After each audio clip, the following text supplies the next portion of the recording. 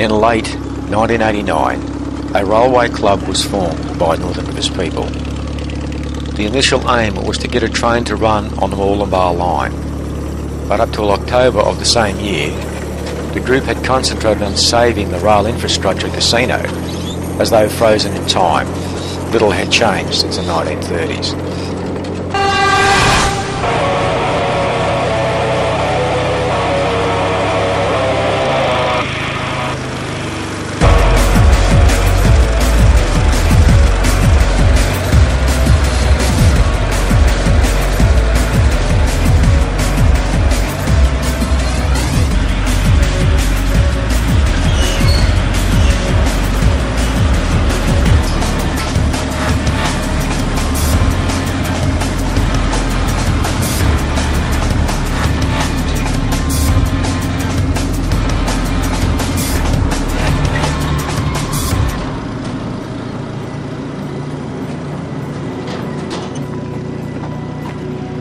The club needed a name.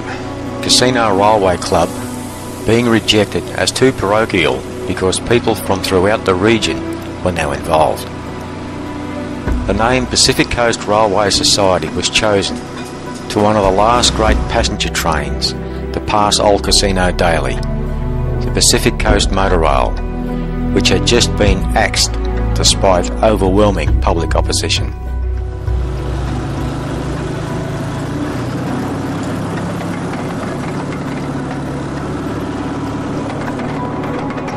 Here is a brief presentation on the foundation of the New South Wales Government Railway.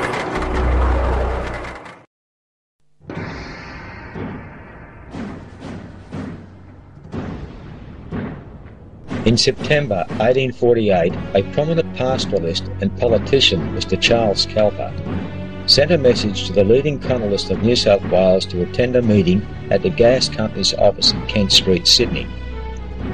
All interested parties who were anxious to improve the colony's rudimentary transport facilities had already met in Sydney on the 27th of January of the same year to study a privately commissioned survey for a line to the south.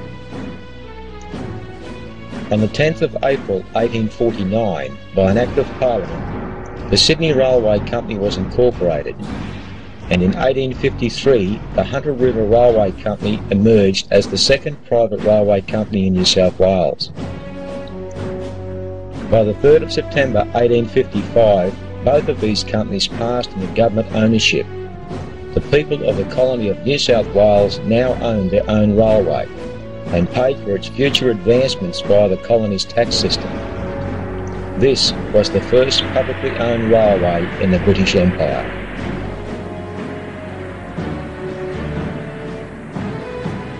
It began on the 26th of September 1855 on a 22.5 kilometre stretch of track from Sydney to Parramatta.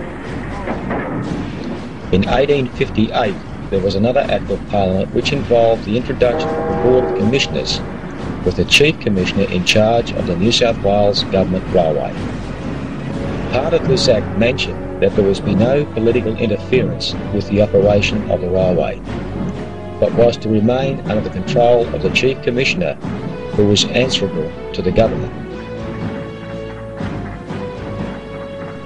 The New South Wales Government Railway was never designed to be a profit-making form of transport. It is a public utility. The people's taxes and fares pay for its operation, and freight haulage was the true form of financial return. The railway slowly expanded over the state, and in 1977 it had some 742 locomotives of various classes, 2,220 carriages, 24,420 freight vehicles, and covered some 15,209 kilometres.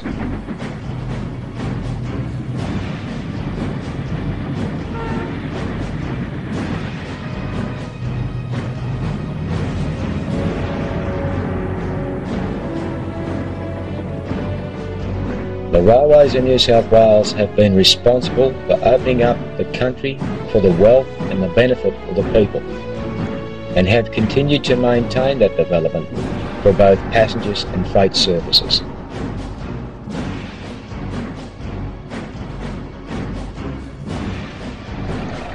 The freight side of the railway in its latter years was known as Freight Corp and was sold on the 31st of January 2002 for some $350 million, $500 million short of its true value.